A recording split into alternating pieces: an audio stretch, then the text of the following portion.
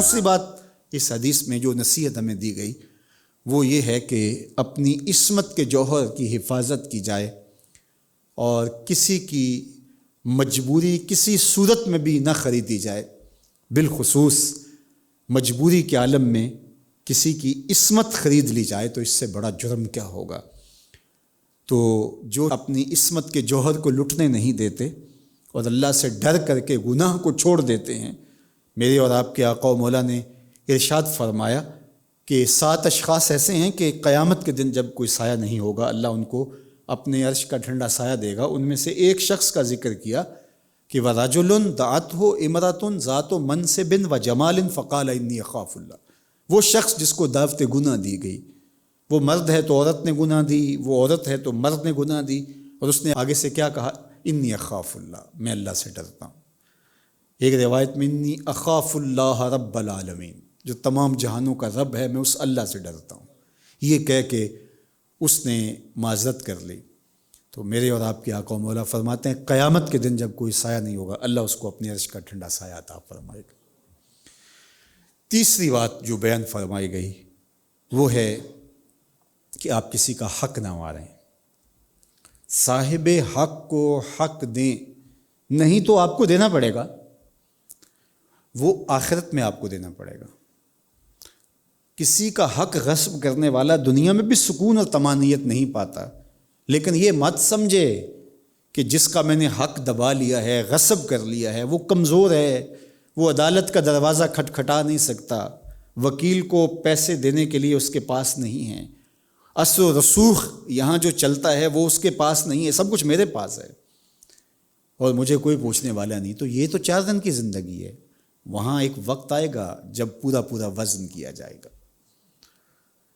کہا کہ غریب کون ہے؟ تو کسی نے کہا جناب جس کے پاس مال و دولت نہیں ہے، پیسے نہیں ہیں، وہ غریب ہے۔ کسی نے کچھ بولا تو فرمایا غریب وہ ہے کہ جو بہت سارے عمل لے کے آئے گا لیکن کسی کا حق مارا ہوگا، کسی کو گالی دی ہوگی، کسی کو اذیت پہنچائی ہوگی، پھر اعمال لے لیے جائیں گے اور قیامت کے دن وہ کنگال ہوگا، اس کے پاس کچھ بھی نہیں ہوگا۔ یہ غریب آدمی ہے۔ ہم سمجھتے ہیں کہ جس کے پاس پیسے نہیں وہ غریب ہے، یہ غریب آدمی جس نے لوگوں کا حق مارا۔ قیامت کے دن تو ظاہر ہے انصاف تو ہوگا، اب جس کا حق مارا ہوگا وہ تو کھڑا ہو جائے گا، خود بھی وہ پھنسا ہوا ہے، اس کو ضرورت ہے تو وہ کہتا ہے مالک اس نے تو میرے پیسے دینے ہیں، میری زمین اس پہ اس نے قبضہ کیا تھا، اس نے یہ کیا، تو اب وہ کیا دے گا؟ اس کے پاس اگر اعمال ہیں تو وہ اعمال دے کے جان چھڑائے گا، اپنی نیکیاں اس کو دے دے گا، لیکن اس کا جرم بڑا ہوگا اور نیکیاں اتنی نہیں ہوں گی، غصب زیادہ کیا ہوگا۔ کہتے ہیں کہ جس نے کسی کے 3 پیسے دبا لیے ہوں، قیامت کے دن 700 با جماعت نماز اس کے عوض میں لے لی جائے گی۔ 3 پیسوں کے عوض میں 700 با جماعت نماز لے لی جائے گی۔ تو جس نے مربوں کے مربے ہڑپ کر لی ہوں اور اس نے لوگوں کے سارے کاروبار ہتھیا لیے ہوں، تو اب اس کے پاس تو کوئی سرمایہ نہیں ہوگا، تو وہ کیا کرے گا؟ تو پھر کیا ہوگا کہ جس کا مال دبایا اس کے گناہ اس کے کھاتے میں ڈال دیے جائیں گے۔ نیکیوں سے اگر کام نہیں بن سکے گا، معاملہ پورا نہیں ہوگا، تو اس کے گناہ اس کے ذمہ ڈالے جائیں گے۔ تو وہ کتنا اذیت میں مبتلا ہوگا، کتنی مشکل میں مبتلا ہوگا۔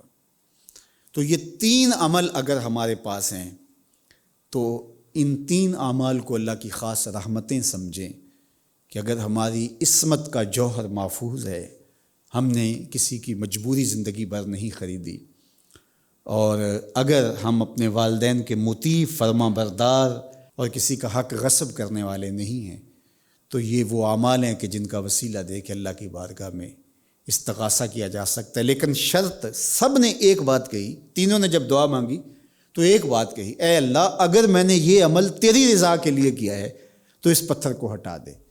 تو ثابت یہ ہوا کہ عمل قبول ہی تب ہوتا ہے جب اللہ کی رضا کے لیے کیا گیا ہو۔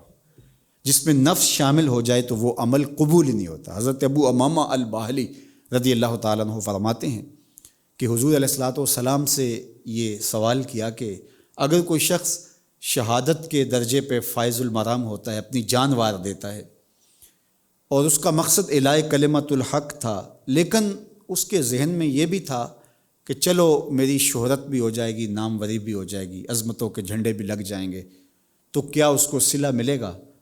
تو حضور نے فرمایا فلا شیء لہ، اسے کوئی صلہ نہیں ملے گا۔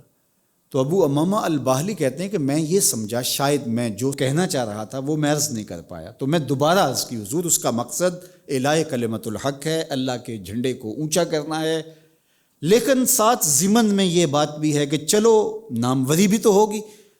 تو حضور نے پھر فرمایا فلا شیء لہ، اسے کوئی اجر نہیں ملے گا۔ تو کہتے ہیں میں پھر جو ہے وہ پریشان ہو گیا کہ اتنا بڑا درجہ کہ جان وار دے، شاید میں جو عرض کرنا چاہ رہا تھا نہیں کر پایا۔ میں نے پھر تیسری مرتبہ حضور سے کہا حضور اس کا مقصد اللہ کے جھنڈے کو اونچا کرنا، اعلاء کلمت الحق، اللہ کے پیغام کا ابلاغ اور اللہ کے دین کی شہادت اور گواہی دینا ہے، لیکن چلو ساتھ ناموری بھی تو ہوگی۔ تو حضور نے تیسری مرتبہ پھر فرمایا فلا شیء لہ، اسے کوئی اجر نہیں ملے گا، اور پھر فرمایا کہ ابو امامہ سنو، اللہ صرف اسی عمل کو قبول کرتا ہے جو محض اس کی رضا کے لیے کیا جائے، صرف اسی عمل کو قبول کرتا ہے۔ تو میں اور آپ اپنا جائزہ لے سکتے ہیں کہ ہم کھڑے کہاں ہیں، ہمارے عمل میں کہیں آمیزش تو نہیں ہے ریا کی، ہمارے عمل میں کہیں ملاوٹ تو نہیں ہے خواہشات نفس کی، ہمارے عمل کے اندر کوئی اور چیز تو شامل نہیں ہو گئی کہ ہماری محنت بھی ہو اور برباد بھی سب کچھ ہو جائے۔ کیتی کتری پئی کھو محمد تے سکہ بڑے زردہ، سب کچھ برباد ہو گیا اگر معمولی سی ریا بھی شامل ہو گئی۔ حضرت معاذ بن جبل رضی اللہ تعالیٰ عنہ حضور کی قبر انور کے پاس بیٹھ کے رو رہے تھے کہ حضرت عمر رضی اللہ تعالیٰ عنہ نکلے تو دیکھا کہ معاذ بن جبل رو رہے ہیں، تو کہا معاذ کیا ماجرا ہوا، کیوں رو رہے ہو؟ کہا کہ صاحب قبر، صاحب مزار حضور کا فرمان مجھے یاد آ گیا، اس نے مجھے رلا دیا۔ تو کہا کہ کیا فرمان یاد آیا؟ کہا ایک دن حضور نے کہا تھا معمولی سی ریا بھی شرک ہے، یعنی بہت زیادہ ریا نہیں، معمولی سی ریا بھی شرک ہے۔ تو کہا کہ اس فرمان نے مجھے رلا دیا۔ تو مجھے اور آپ کو اپنی زندگی کے لیل و نہار اس طرح مرتب کرنے چاہیے کہ لمحہ لمحہ اللہ کی رضا کے لیے گزرے، ہمارا نفس ہمارے کام میں شامل نہ ہو، ہمارے اعمال میں شامل نہ ہو۔ سیدنا علی المرتضیٰ رضی اللہ تعالیٰ عنہ کافر کو کاٹنے لگے، اس کو قتل کرنے لگے، اور اس نے آپ کے چہرے پہ تھوک دیا تو آپ کو غصہ آ گیا تو آپ پیچھے ہٹ گئے۔ اس نے کہا آپ تو مجھے مارنے لگے تھے، کہا اب علی کا نفس شامل ہو گیا، میں تجھے ماروں گا، قتل کروں گا تو صرف اللہ کی رضا کے لیے کروں گا۔ تو اس لیے اپنے نفس کو شامل نہ ہونے دیں۔ حضرت محمد بن سیرین اور حضرت حسن بصری رضی اللہ تعالیٰ عنہ دونوں تابعی ہیں اور ایک ہی دور میں پیدا ہوئے ہیں اور ایک دور کے اندر رہے، ہم عصر ہیں۔ تو ان میں سے ایک کا انتقال ہو گیا تو دوسرا جنازے میں شامل نہیں ہوا۔ تو یہ تو دیکھا جاتا ہے، جب کوئی سرمایہ دار فوت ہوتا ہے تو لوگ دیکھتے ہیں کہ کون کون آیا، کوئی آیان سلطنت میں سے کسی کا انتقال ہوتا ہے تو دیکھتے ہیں کہ کون کون آیا، کون کون سیاسی زعماء رہنما آئے ہیں۔ اس طرح کوئی عالم دین فوت ہو جائے تو دیکھا جاتا ہے کس کس عالم دین کی شرکت ہے جنازے میں، تو یہ تو چیز ہر دور میں نوٹ ہوتی ہے۔ تو دیکھا کہ اتنے بڑے جلیل القدر تابعی فوت ہوئے اور اس دور کے دوسرے جلیل القدر تابعی موجود نہیں ہیں، تو کسی نے آ کے پوچھ لیا، کہا کہ حضرت آپ نہیں آئے؟ تو کہا میں نیت ہی سیدھی کرتا رہ گیا۔ تو نیت کا استحضار اور نیت کا درست ہونا جو ہے وہ ضروری ہے، ورنہ آپ کا کیا ہوا کام بھی کام نہیں ہے۔ اور قیامت کے دن اللہ تعالیٰ ان لوگوں کو کہے گا جنہوں نے اپنے عمل کو اللہ کی رضا کے لیے نہیں کیا، تو وہ اپنے عمل پیش کریں گے تو اللہ کہے گا جن کے لیے کیا تھا ان سے صلہ لے لو، میرے لیے تو تم نے کیا ہی نہیں تھا۔ تو اللہ ہم سب کو اچھے اعمال کی توفیق عطا کرے۔ تو یہ 3 لوگ جو غار میں پھنس گئے تھے، ان کا قصہ حضور علیہ السلام نے بیان کیا ہے کہ یہ پھر اس غار سے کیسے نکلے، اس دور کے لاک ڈاؤن سے کیسے نکلے، اور انہوں نے کس طرح اللہ سے التجائیں کی اور اپنے سابقہ اعمال کا وسیلہ پیش کیا، اور اللہ نے کس طرح اس مشکل لمحے سے ان کو نکال دیا۔ آج ہم بھی اپنے صالح اعمال کے وسیلے سے اللہ کی بارگاہ میں دعا مانگیں، اور نیک لوگوں کی نیکیاں یقیناً اللہ کی رحمت کو جوش دلاتی ہیں۔ تو جو صالح ہیں اس قوم کے وہ اپنے اچھے اعمال کو اللہ کے حضور پیش کریں۔ تو جب بعض کا پکڑ آتی ہے تو بروں کی وجہ سے اچھے لوگ بھی جو ہے اس پکڑ میں آ جاتے ہیں، لیکن بعد میں حدیث میں آتا ہے نیات پر اٹھائے جائیں گے، جس طرح ایک بازار کے دنسا جانے کا حضور نے بیان فرمایا۔ تو صحابہ نے کہا حضور اس میں نیک لوگ بھی ہوں گے؟ فرمایا ہاں، لیکن اٹھائے نیات پہ جائیں گے۔ تو اسی طرح جب رحمت ہوتی ہے، کرم نوازی ہوتی ہے، تو اس وقت اچھے لوگوں کی وجہ سے بروں پر بھی کرم ہو جاتا ہے۔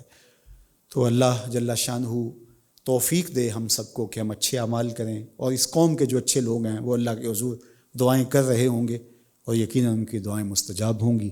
اللہ مجھے آپ کو اپنی رحمتوں کے حصار میں رکھے۔ وآخر دعوانا ان الحمد للہ رب العالمین۔ الحمد للہ رب العالمین والصلاة والسلام علی اشرف الانبیاء والمرسلین۔ اے اللہ اٹھے ہوئے ہاتھ کبھی خالی نہ موڑنا، اور پھیلی ہوئی جھولیاں اپنی رحمتوں سے بھر دینا، بخت کی بہاریں نصیب فرمانا، مقدر کی خزائیں رخصت کر دینا۔ جئیں تو تیرے لیے، مریں تو تیرے دین کے لیے، زندگی کی آخری ہچکی تک تیرے رسول کے وفادار رہیں۔ ہر علت سے، ہر قلت سے، ہر ذلت سے رہائی عطا فرما، اپنے پاک نبی کے در کی گدائی عطا کر، نفس و شیطان کے مکر سے ہم سب کو محفوظ فرما۔ اے اللہ ان مشکل حالات سے نجات عطا کر، اس بیماری کو دور فرما دے۔ اے اللہ میرے وطن کو خاص طور پہ اپنی امان میں رکھنا، پورے عالم اسلام کی خیر فرمانا۔ اللہ اپنا خاص کرم پوری انسانیت کے شامل حال فرمانا۔ اللہ جن کے پاس ایمان کا نور نہیں ہے انہیں ہدایت کا چراغاں نصیب کر دے۔ اللہ جو اہل ایمان ہیں ان کو صالح اعمال کی توفیق عطا کر دے، ہماری کوتاہیاں معاف فرما دے، اور ہمارے اچھے اعمال اپنی بارگاہ میں قبول فرما۔ اللہ اس مشکل صورتحال سے ہمیں نکال دے، ہمارے راستے کے ان پتھروں کو ہٹا دے، اور زندگی کی وہ چہل پہل دوبارہ لوٹا دے۔ اپنی کرم نوازیاں ہم سب کا مقسوم فرما دے۔ وصلی اللہ تعالی علی النبی الامین وآلہ وصحبہ اجمعین۔